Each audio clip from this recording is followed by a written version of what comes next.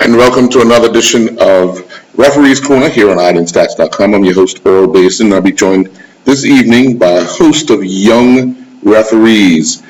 First of all, I want to say that this show has been going on for a number of years now, and it's been a success, and we hope to continue it being a success that it has been thus far. Well, joining me right now, I'm going to have two young people introduce themselves. Good afternoon. Afternoon, my name is Coach Portland. Afternoon, my name is Catherine B. Rosario.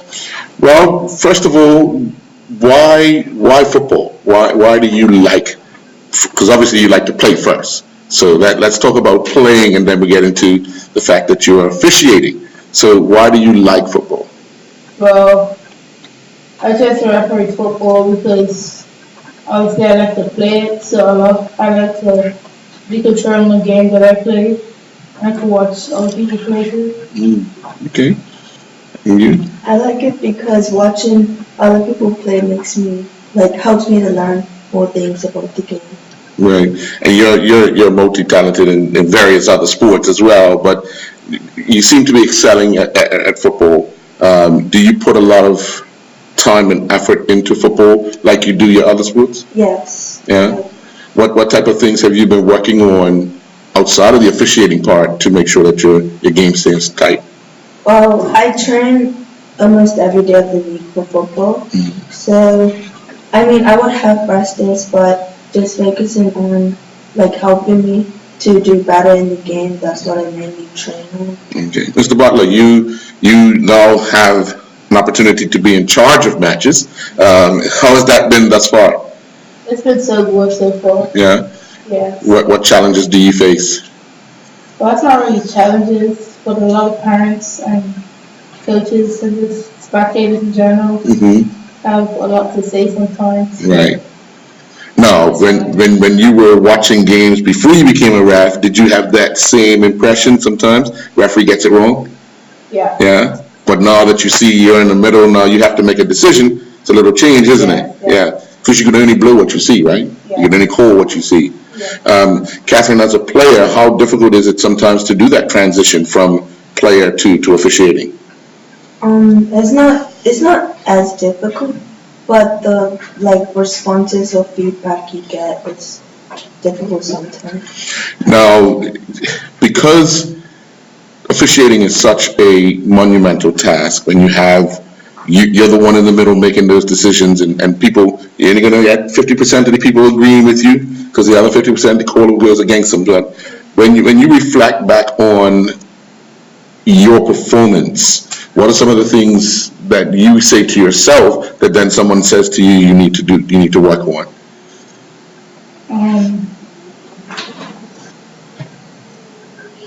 I'm not sure. No? Yeah. It's all right. Yeah. It's all right. And you? Sometimes it's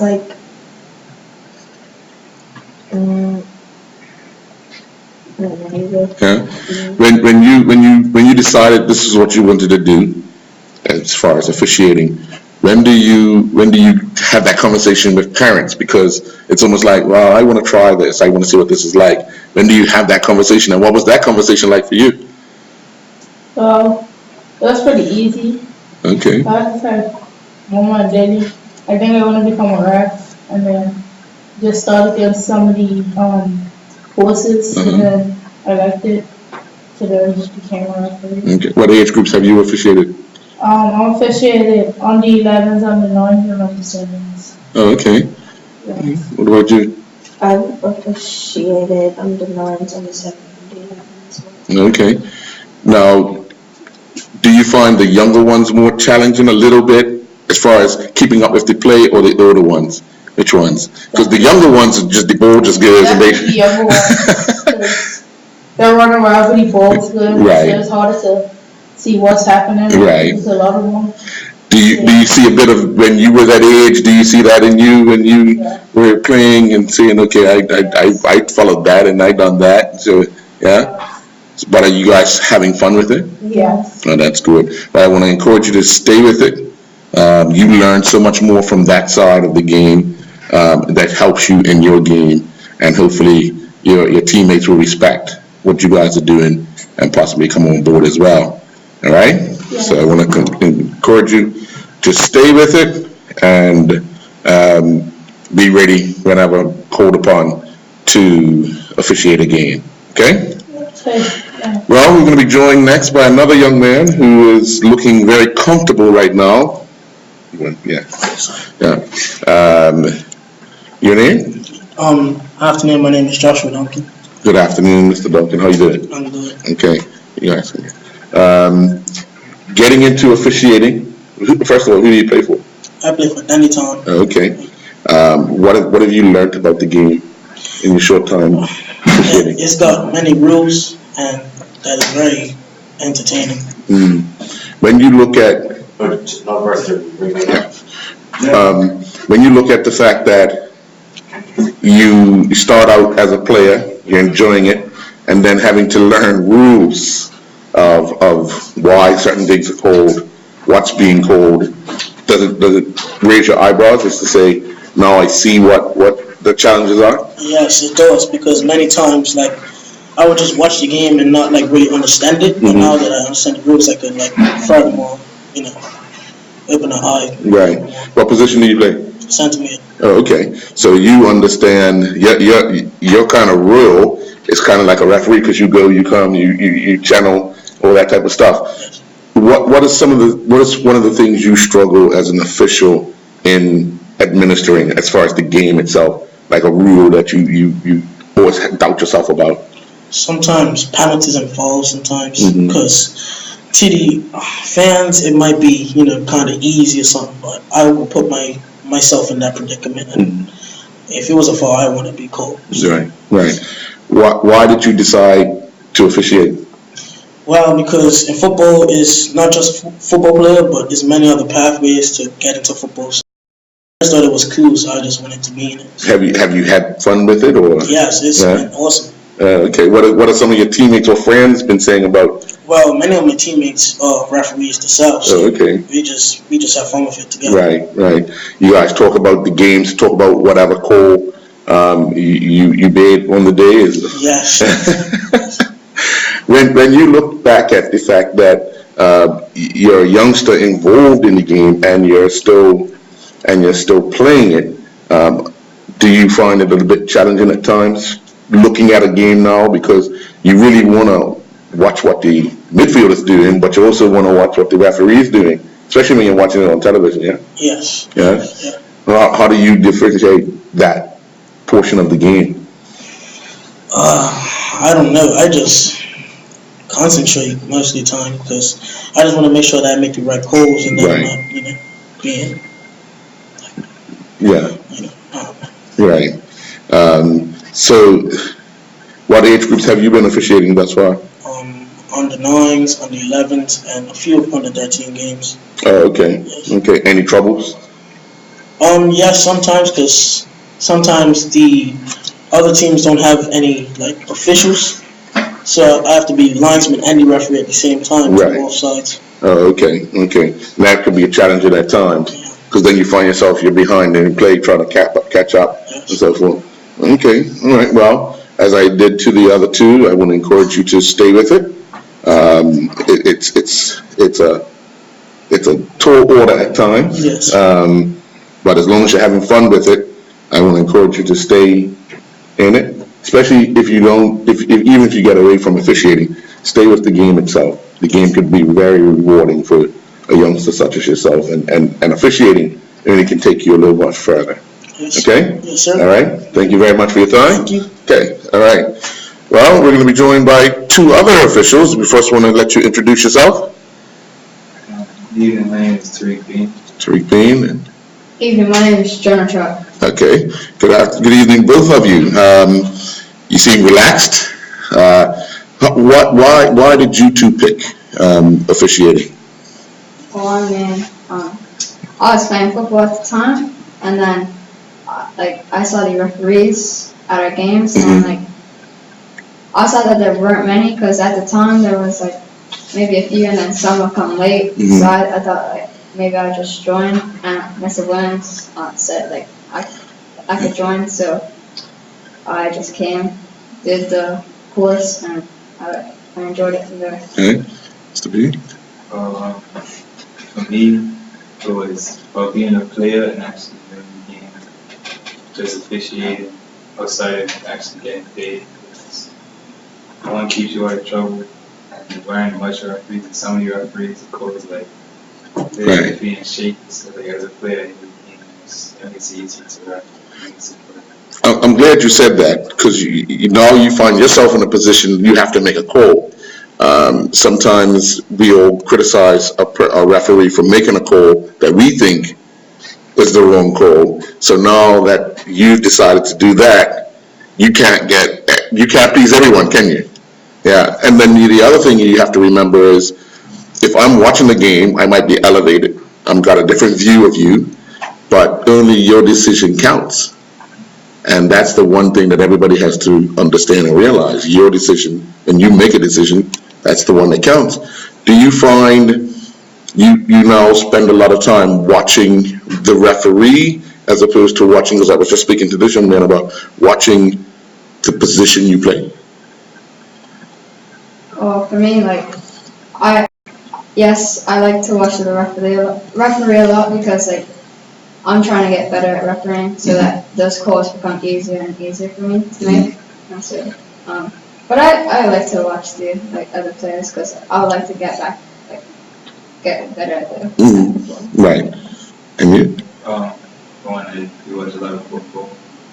And I find myself more watching the referee in his position because like, those guys are professional. Mm-hmm. Trying to get it close to the same as you can because they said, the rest of the ball. Right. Now, you guys are on a pathway of either playing at a high level or being able to officiate at a high level. Taking this opportunity at a young age to get involved is something that I think can benefit you guys the most. But when you look at it, how much of a challenge is it for you personally to officiate under 7, under 9, under 11 game?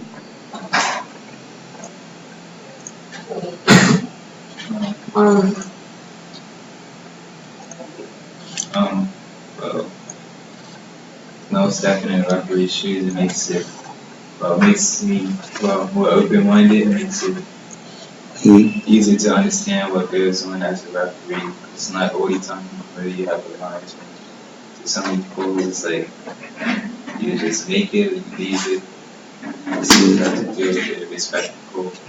So as a player, it makes you open-minded. It's like so you can't see everything as a referee. So Right.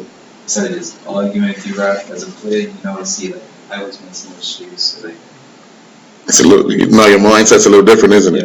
Yeah. What about you? you said it perfectly. Yeah. Not much else to say, but like, yeah, when they're like, you have fans and then you have players, like your friends, and then they always like criticize you sometimes if you like make that call. Because like when I was playing, like I got those like moments where I just wanted to like yell at the referee. Right. Well, like over that play. But like now I see the decision made by the ref. Right, and why those decisions are made. Yeah. Now, how much of the course educated you even more on the game? It educated me a lot because like I didn't know it to the like full level, but now I know it quite a bit now. Right. So do you find yourself even in kicks telling people that that's not Yes. And like for like the under 9s and like under 11s when I referee their game, like when I see them like their throws aren't right, and sometimes I let it slide because like I know they're young. Right. Like sometimes you just have to like correct it. Right. Just tell them, Right. Proper thing is to do. Yeah. Do you find that challenging at times when you see something that, because they're still developing at the young age, do you find where you have to say, that wasn't right, let's stop it, or you say, okay, let's continue on? Since they're young, as long as like the form's right and like the following exactly the form, but if like the foot slips up, it's like they're young, so it's not really penalized and shit. Right. Then it's like, but if it's completely off, you have to do this. How far do you think you guys can go with officiating? I like to go pretty far with it because like this year I'm not doing football, so like I like to go pretty far with it this year. Okay. Yeah. All right. Well, I want to thank you guys and encourage you to continue. You guys making a move to help out the officials at a young age, and hopefully you guys enjoy the rest of the season and look forward to even many more. Thank you. All right. Cool. All right. Now joining. Good afternoon. Good afternoon. And your name? Sebastian Medeiros. Okay. Good afternoon, Mr. Medeiros. How you doing? Good, thank you. Yeah, you're backed out. You got your uniform on. You ready? Why did you decide to officiate? Because I always wanted to do it when I was in under 11s and under 9s, and it's just like something to do, like exercise-wise, I guess. Yeah. Who do you play for? I played for Robin. Oh, okay. Now, do you find it a bit challenging at times when you're playing a game that you could possibly stand up and say, oh, the referee got this right or the referee got this wrong? It's easy to say he's got it wrong, especially against you. Yeah. Yeah, there's like a lot of moments where like I used to be like throwing my hands up saying it's the wrong call, but now I know what's the right call and what's the wrong call. Right. So you've been educated as well. Yeah. How long did it take you to feel comfortable in understanding the rules? Because you guys would have done a course here in this room and out on the field as well. But how long did it take for you to be comfortable in administering the rules? Well, I always like knew the rules. It's just reffing for the first time gets you nervous, Mm-hmm. and you like when you ref a few games into it, then you start to settle and start. What was that first ride to a first game like, leaving home? It was very nervous. Like Yeah. I didn't want to make any of the wrong calls because I just kept on thinking about the parents. But then I just started to focus on the game. Right. What was your first game? Do you remember the two teams? Yes, I believe it was Crossroads and BAA. Oh, okay. And how did you feel you made out? I felt I did well. It was a very one-sided game. Okay. So it was just a lot of the moments where like just call and go back to the center off. Right. Oh, okay, one-way traffic. Yeah. When you start to now have conversations with teammates, friends about the decision you made, do you try to encourage other people to get involved? Yes. I've been encouraging a few of my friends to get involved, because I think it's a good experience as well. Okay, all right. What do you take from games that you officiate? What are some of the things that you learn about games that you officiate? That it's like if I'm playing, I should probably let the ref make the call and not start screaming at the ref, Mm-hmm. because I know how hard it is to stand up there in Right. front of everyone. But that's a hard thing to do sometimes, isn't Yeah. it? Especially if you're the one being fouled, Yeah. or you feel as if you're being fouled. Yes. Yeah. So do you encourage your teammates to kind of back off of that Yeah. during games? Yes. Yeah. Well, I encourage you to continue doing that, because it's one of those things where I now hear players, especially younger players, getting on their teammates about the call that's being made to give the referee some support, which is always good. And the younger you guys are doing that, the better you'll grow in the game because you understand it a little more. And then hopefully your teammates will get to understand it a little more by joining you guys. All right? Are you here for it? Okay. Just grab a seat over here. But as I've told everyone, continue with it. Have fun with it. Okay. Yeah, the game could be a lot of fun in many ways. Yes. Many ways, and officiating is going to have to be one of those important things in order for the game to continue. Yes. All right? Okay. All right. And our final guest for the night. Good afternoon. Good afternoon. And your name? Janika C. Okay, Mr. Seeley, how are you today? I'm good. That's good. That's good. This is your first year officiating? Yes. Yeah. Why? Why your first year?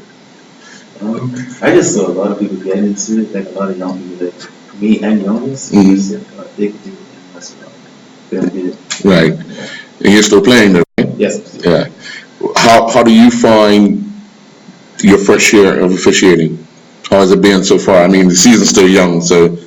It's been good so far. The first game was a fun round, so that was kind of easy. Right. Teaching the kids how to do proper throwing and then when the balls, you gotta let it fall. And some days they don't realize. So just kind of like teaching the game as well, not just rapping.